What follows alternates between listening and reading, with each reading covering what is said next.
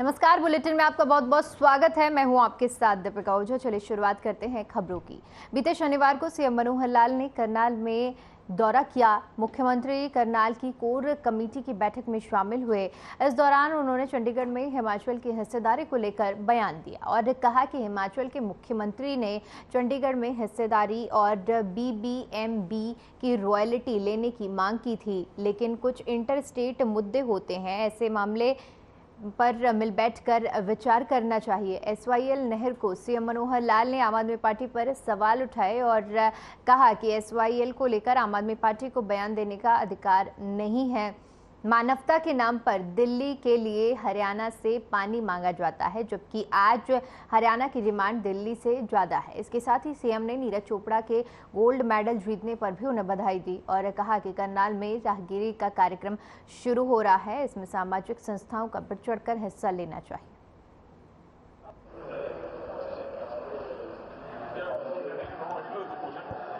राहुल गांधी हो, जो भी विपक्ष के ऐसे नेता हो, हर चीज़ में से राजनीतिक तौर पर चीज़ों को निकालना, बल्कि ऐसी विकट समस्याओं में तो सबको मिलकर के कोई रास्ता निकालने के लिए सोचना चाहिए। ठीक को ठीक कहें, गलत को गलत कहें, वहाँ पर सिवाय राजनीतिक पैंतरेबाजी के करने के लिए इसके अलावा वो कुछ नहीं करना। जो प्रबंधक है इस विषय के, उनकी सबकी सराहना करता हूँ। हिमाचल के सीएम ने चंडीगढ़ में हिस्सेदारी की बात की है और बीबीएमबी में रॉयल्टी की डिमांड की। देखिए, ये कुछ विषय इंटरस्टेट ऐसे होते हैं जो बहुत समय से कुछ न कुछ चीज़ें चलती रहती हैं। बहुत विषय हम भी कहते हैं, बहुत से विषय बाकी लोग भी कहते हैं, लेकिन कुछ विषय ऐसे हैं जिनके ऊपर जिसका हक अधिकार होता है वो उनको मिलता है। कहीं कहीं चीज़ें कोर्ट में चली जाती हैं। कुछ चीज़ों पर हम भी कहते हैं कि आपस में मिल बैठ करके चर्चा करनी चाहिए और मिल बैठ के चर्चा करेंगे तो रास्ते निकलेंगे। और मैं समझता हूँ कि कोई बहुत बड़े ऐसे विषय नहीं है जिसके कारण से हम रास्ते नहीं निकाल सकते हैं। एसवाईएल को लेकर फिर से बयान मैंने बताया कि आम आदमी पार्टी को तो बयानबाजी करने का कोई अधिकार ही नहीं है। इसलिए अधिकार नहीं है कि सुप्रीम कोर्ट एक निर्णय दे चुका है, हरियाणा का एसवाईएल बननी चाहिए नहर। हरियाणा के पानी को लाने के लिए कम से कम एक चैनल बनाना, एक लिंक नहर बनाना, ये तो हमारा अधिकार भी है और निर्णय भी हमारे पक्ष में हो चुका है। और जहाँ तक पंजाब में आम आदमी पार्टी है, उसको इसका कोई अधिकार नहीं कहने का। और दूसरा, जब हमेशा दिल्ली के लोग हमसे ही पानी मांगते हैं, दिल्ली में जब भी कोई कमी आती है तो हरियाणा पर ही सवाल रहते हैं कि दिल्ली के वो पानी की आवश्यकता है, मानवता अधिकार पर दीजिए, ये करिए वो करिए। मानवता का तो हमारे यहाँ भी आखिर आवश्यकता होती है। जितना बड़ा दिल्ली की खपत है उतनी खपत हमारी, बल्कि पीने के पानी उनसे ज़्यादा हो चुकी है, क्योंकि हमारी आबादी ज़्यादा है, हमारे शहर भी बड़े बड़े हो गए हैं। गुरुग्राम है, फरीदाबाद है, सोनीपत है, झज्जर रोहतक का एरिया, यानी एनसीआर का ही इतना बड़ा एरिया है जिसमें पानी की आवश्यकता हमारी बहुत बन रही है। हम अपने खेती के लिए भी पानी की आवश्यकता हमारी पूरी होती नहीं है, लेकिन पीने के पानी के लिए भी हमारी जो आवश्यकता है ये सब पूरा करने के लिए एसवाईएल फिर से ज़रूरी है। अब एक तरफ होकर एसवाईएल देंगे नहीं, दूसरे वो पानी मांगेंगे, तो ये दो विरोधाभासी बातें, ये एक प्रकार के उन्हीं की खिल्ली उड़ाते हैं। ऐसा माहौल। मुख्यमंत्री मनोहर लाल ने भारतीय कबड्डी टीम को बधाई दी है। सीएम ने ट्वीट कर लिखा कि बिना एक भी मैच हारे 8वीं बार एशियन कबड्डी चैंपियनशिप जीतने पर भारतीय कबड्डी टीम को हार्दिक बधाई। कोरिया में हुए इस मैच में टीम के हर सदस्य ने शानदार प्रदर्शन से हम सभी को गौरवान्वित किया है। हम सभी यूं ही उत्कृष्ट खेल का प्रदर्शन करते रहें, ऐसी मेरी कामना है।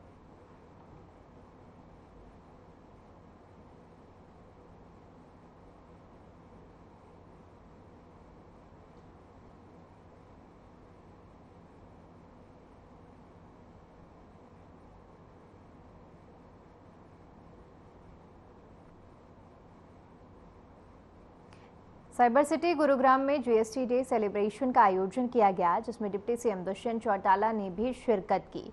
इस आयोजन में जीएसटी विभाग से जुड़े अधिकारियों ने हिस्सा लिया और अपने अनुभवों को साझा किया।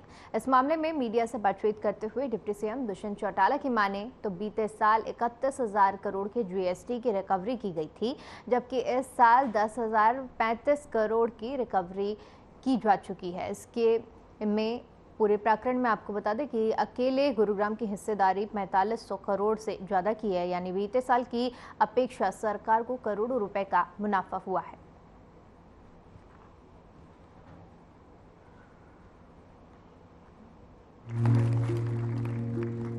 6 साल का सफ़र देश के टैक्स स्ट्रक्चर को स्ट्रीमलाइन करने और टैक्स पेयर को और बेहतर फैसिलिटी देने में बहुत सौभाग्यपूर्ण रहा है।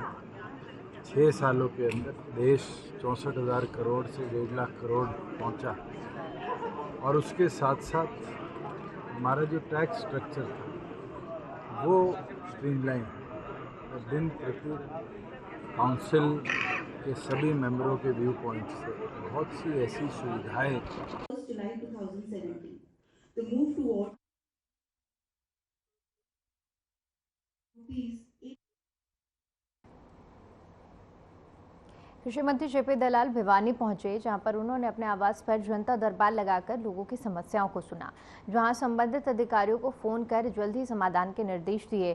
इसके बाद वो मीडिया से रूबरू हुए और देश और प्रदेश की ताज़ा राजनीतिक हालातों पर अपनी राय रखी, जहां उन्होंने दिल्ली के सीएम अरविंद केजरीवाल और कांग्रेस पार्टी पर भी जमकर निशाना साधा। उन्होंने कहा कि कांग्रेस पार्टी की गुट बन चुकी है और केजरीवाल सरकारों के घाव पर नमक छिड़क रहे हैं। इसके साथ ही उन्होंने आम आदमी पार्टी पर वोट बैंक के लिए झूठे वादे करने का भी आरोप लगाया है। उन्होंने कहा कि जब केजरीवाल हरियाणा को SYL का पानी नहीं देते तब तक हरियाणा को आपका कोई अस्तित्व नहीं माना जाएगा। केजरीवाल पानी न देकर किसानों के घाव पर नमक छिड़क रहे हैं। दुर्भाग्यपूर्ण है कि मणिपुर में आपस में जातीय हिंसा चल रही है और सरकार पूरी प्रयत्न कर रही है कि ये हिंसा समाप्त हो, और ऐसे वक्त में विपक्षी पार्टियों को भी सद्भावना बनानी चाहिए, राजनीतिक रोटियां नहीं सेकनी चाहिए। राहुल गांधी जी को इसीलिए रोका गया था कि वहाँ जो है अभी स्थिति सामान्य नहीं है, जब तक सामान्य स्थिति ना हो जाए उनको राजनीति नहीं करनी चाहिए। सभी पार्टियों को अपना प्रचार प्रसार करने का लोकतंत्र में हक है, और कांग्रेस का सबसे बड़ा मुद्दा तो यह है कि संगठन को बढ़ाना। इतने सालों से 9-10 साल से कोशिश कर रही है कि वो जिला अध्यक्ष और अपने जो हल्का के अध्यक्ष बनाने में सक्षम नहीं हुए, तो पार्टी है कहाँ पर? जिस गुट का प्रभुत्व हो जाता है वो गुट रैलियां कर रहा है। पूरी कांग्रेस ने पिछले कई सालों में एक भी रैली नहीं की जिसमें पूरी कांग्रेस शामिल हो।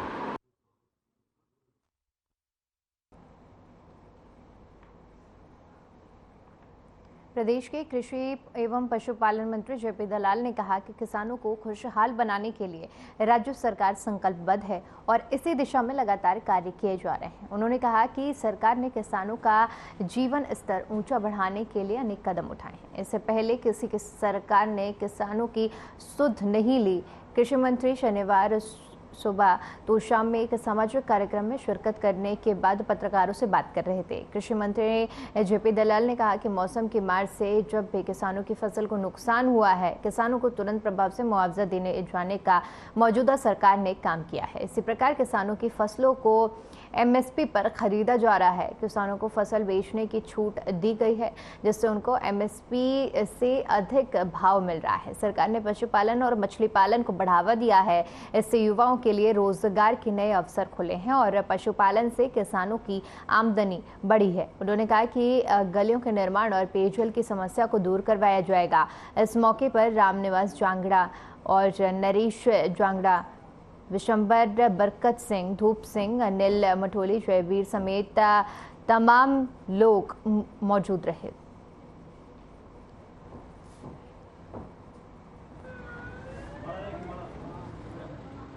शाम के अंदर एक सामाजिक कार्यक्रम में आए और शाम का एक गांव के बाहरी इलाका है, इसमें पानी की समस्या, गलियों की सड़क की समस्या ये बताएगी।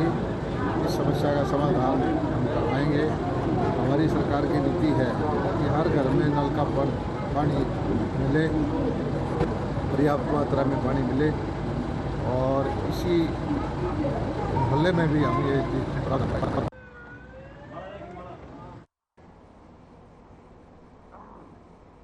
वहीं चरखी दादरी जिले के गांव झुझुकला में कांग्रेस नेता और पूर्व मंत्री किरण चौधरी और पूर्व सांसद श्रुति चौधरी ने कार्यकर्ताओं की मीटिंग को संबोधित किया, जिसमें सैकड़ों की संख्या में कार्यकर्ता शामिल हुए।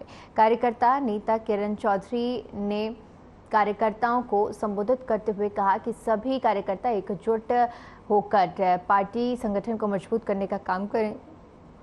किरण चौधरी ने बताया कि कांग्रेस पार्टी आगामी लोकसभा और विधानसभा चुनाव में भारी बहुमत के साथ जीत दर्ज करेगी। किरण चौधरी ने बताया कि बीजेपी के शासनकाल में सभी वर्ग दुखी हैं और चौधरी बंसीलाल और कांग्रेस पार्टी के शासनकाल को याद कर रहे हैं। किरण चौधरी ने बताया कि बीजेपी सरकार की जनविरोधी नीतियों से परेशान जनता बदलाव चाहती है। किरण चौधरी ने यह भी कहा कि मैंने खेल मंत्री रहते हुए खिलाड़ियों का पूरा सम्मान दिलाने का काम किया था।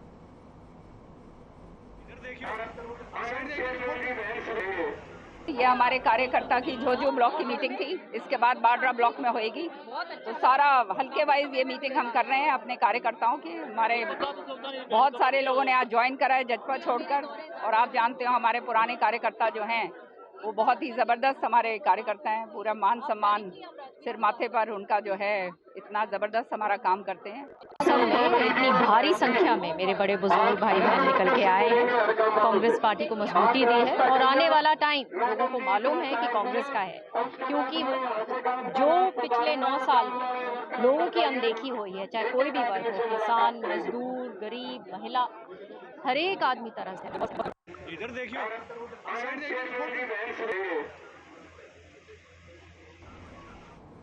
अंबाला में दिल्ली चंडीगढ़ नेशनल हाईवे पर काली पलटन पुल के पास भीषण सड़क हादसा हो गया। सड़क पर खड़े मिनी ट्रक में शव वाहन जो टकराया। एक्सीडेंट में 10 से ज्यादा लोग जख्मी हो गए हैं। सभी घायलों को अंबाला कैंट अस्पताल में भर्ती कराया गया। जानकारी के मुताबिक अंबाला सिटी की तरफ से शव वाहन आ रहा था, जिसमें 10 से ज्यादा लोग सवार थे। जैसे ही जीटी रोड पर काली पलटन पुल के पास वाहन पहुंचा तो सड़क पर खड़े मिनी ट्रक से जा टकराया। हादसे में कई लोग गंभीर रूप से घायल हो गए हैं, जिनका सिविल अस्पताल में इलाज किया जा रहा है। मामले की जानकारी देते हुए शव वाहन चालक ने बताया कि साइड से आ रहे ट्रक ने टक्कर मारी, जिस वजह से गाड़ी का बैलेंस बिगड़ा और वाहन सड़क पर खड़े ट्रक से जा टकराया।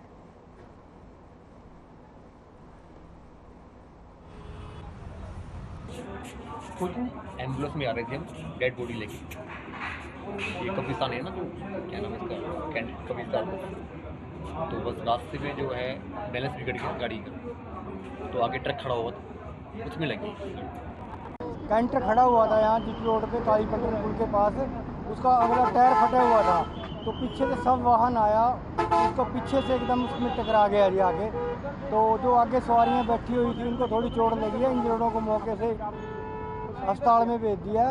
थोड़ी चोट है उनको।